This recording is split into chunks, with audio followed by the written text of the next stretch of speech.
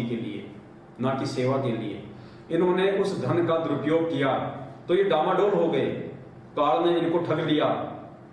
जो दुर्गा है वो इनके कंठ पे आके बैठ गई, इनसे कोई सही बात, सही ज्ञान की बातें नहीं करवाती, उल्टे ही आदेश दिलवाती है।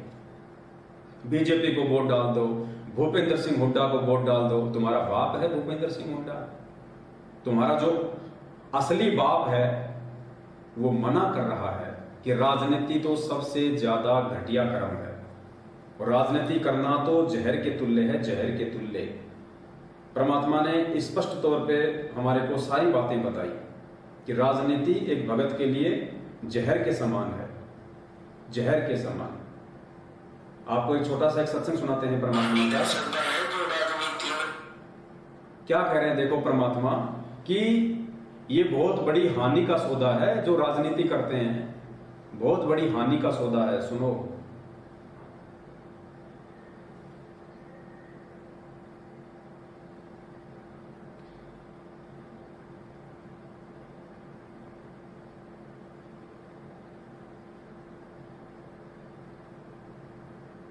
सबसे बड़ा हानि का सौदा है जो राजनीति में जाते हैं, वो अपना जीवन नाश करते हैं। भगत को राजनीति के आसपास भी नहीं जाना चाहिए। वोट देना हो, नेक आदमी देख कर वोट देना, किसी ऐसे भाव में भावुक होकर किसी के कहने से और या कोई पार्टी विशेष देकर आप अपना वोट देकर बात के भाग्य मत बनना, क्योंकि आपके द्वारा दिया गया वोट से जो चुना हुआ व्यक्ति है यदि वो गलतियां करता है तो उसका रेशो में पाप आपको भी लगेगा। तो ये ध्यान से रखना है, अपने वोट का सदुपयोग करना है, करो गीता, क्योंकि राजा तो चुनना ही पड़ेगा व्यवस्था बनाए रखने के लिए। इतनी सी बात। देखो पुण्यात्मा, परमात्मा ने कितनी सीधी और सटीक बात बोल दी है कि राजनीति सबसे बड़ा हानि का सौदा है। किसी के भी बहकाव में आके आपने अपने वोट का दुरुपयोग नहीं करना है। आपने किसी भी पार्टी विशेष को देख के वोट नहीं करना, और किसी के भाव में आके भावित होके वोट नहीं देना। जबकि आप लोगों से गुरुजी के इस सत्संग के एक एक शब्द के खिलाफ आपसे ये काम सतलोक आश्रम मैनेजमेंट हरियाणा ने करवाया है। सबसे पहले तो गुरुजी क्या कह रहे हैं कि राजनीति हानि का सौदा है, जबकि आप लोगों से मैनेजमेंट ने कभी बीजेपी का, तो कभी भूपेंद्र सिंह हुड्डा का, तो कभी कांग्रेस का सपोर्ट करवाया। फिर गुरुजी क्या कह रहे हैं कि आपने बिल्कुल भी पक्ष नहीं लेना है, किसी पार्टी विशेष को चिन्हित करके वोट नहीं देना। जबकि जो पीले पर्चे सतलोक आश्रम मैनेजमेंट हरियाणा ने लिखे हैं, उन्होंने उसमें क्या लिखा कि गुरुजी का सख्त आदेश है, आपने बीजेपी को वोट डालना है। बीजेपी को, बीजेपी और हमारी विचारधारा मेल खाती है, और जो व्यक्ति बीजेपी को वोट नहीं डालेगा उसका कहीं नाम शुद्ध नहीं होगा। तो गुरुजी तो कह रहे हैं कि आपने किसी पार्टी विशेष को वोट नहीं डालना, किसी पार्टी विशेष को चिन्हित करके पक्षपात करके वोट नहीं डालना। जबकि इन पीले पर्चों में उसी परमात्मा का आदेश बना के एक पार्टी भी बताई जा रही है, पार्टी को चिन्हित भी किया जा रहा है, मार्का भी किया जा रहा है कि बीजेपी को ही वोट डालना है। तो देखो गुरुजी के बिल्कुल एंटी आदेश आप लोगों को इन पीले पर्चों में दिया जा रहा है। तो पुण्यात्माओं, इस प्रकार ये सतलोक आश्रम मैनेजमेंट हरियाणा, ये गुरुजी का ये कलयुगी परिवार, आपके कोऑर्डिनेटर, ये नामदान संचालक, इस प्रकार गुरुजी के ज्ञान आधार से, गुरुजी के सत्संगों के आधार से गुरुजी के दुश्मन हैं। ये सबसे बड़े काल एजेंट हैं। फिर क्या कहा गुरुजी ने कि किसी के भाव में आके आपने अपना वोट नहीं डालना। जबकि आप लोगों ने सतलोक आश्रम मैनेजमेंट हरियाणा के पीछे लग के, क्योंकि ये आप संगत वालों की सोच नहीं थी कि हमने वोट डालना है नहीं डालना, आप तो भूल चुके थे राजनीति नाम दीक्षा लेने के बाद, गुरुजी के सत्संग सुनने के बाद। आपके अंदर फिर से ये राजनीति का जो कीड़ा है ये जगाया है मैनेजमेंट ने, तो आप उनके भावों से भावित हो गए।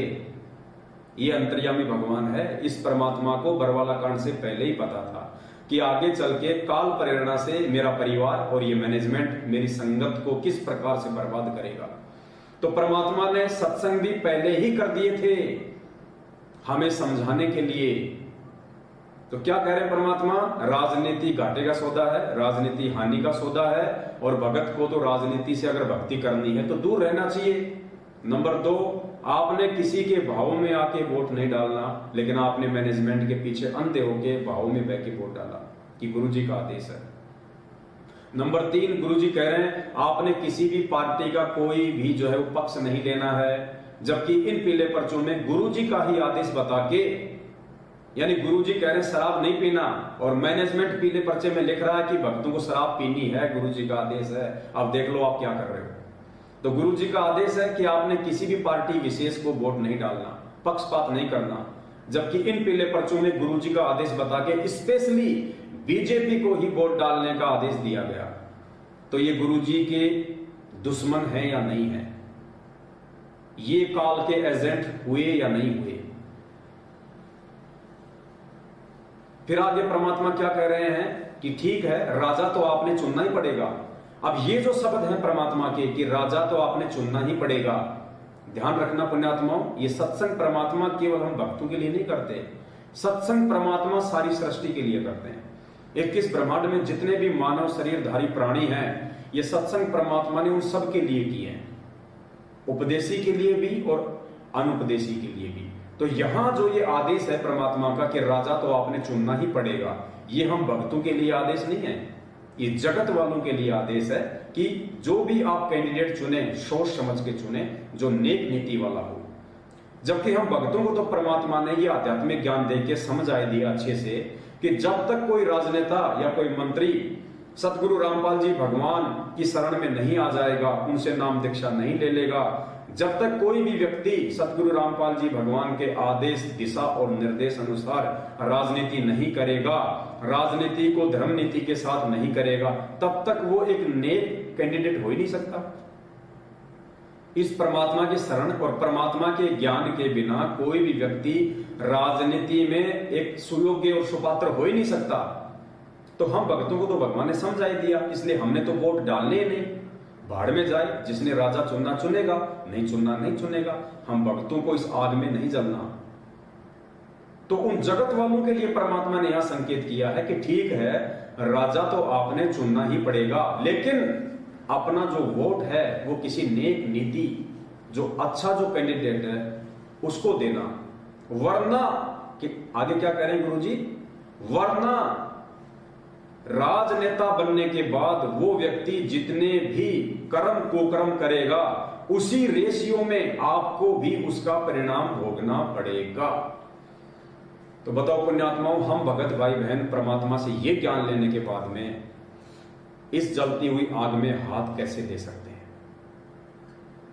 ध्यान से सुनो, अब परमात्मा का सत्संग आपके समझ में आएगी एक एक लाइन। सबसे पहला, राजनीति हानि का सौदा है, भगत ने राजनीति से दूर रहना है। नंबर 2, आपने किसी के भी भाव में बह के वोट नहीं डालना कि यार उसको डाल दे, अरे वो बहुत अच्छी पार्टी है, अरे वो मेरा रिश्तेदार है, तेरा ये काम करवा दूंगा। नंबर 3, आपने किसी भी पार्टी को चिन्हित करके किसी भी पार्टी विशेष को वोट नहीं डालना, जबकि मैनेजमेंट ने बीजेपी को वोट डलवाया। नंबर 4, राजा तो आपने चुनना ही पड़ेगा, लेकिन कैंडिडेट को देख के सोच समझ के। क्यों?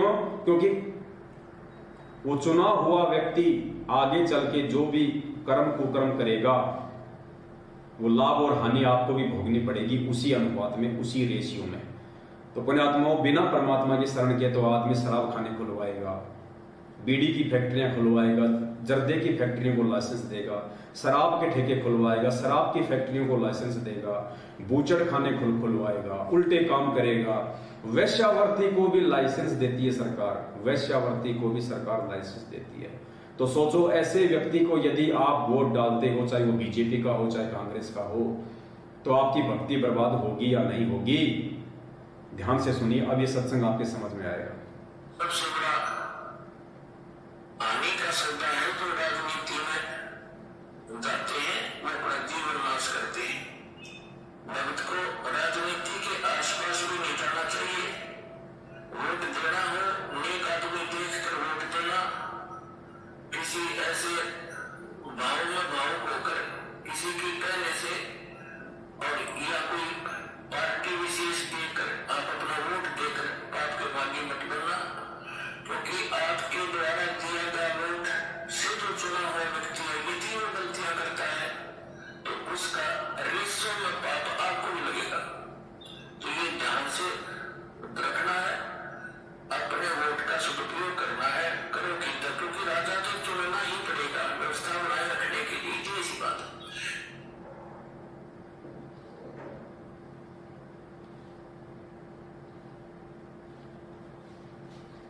पुण्यात्माओं, ये जो मैनेजमेंट है ये केवल आप और हमारे बंधन का कारण है।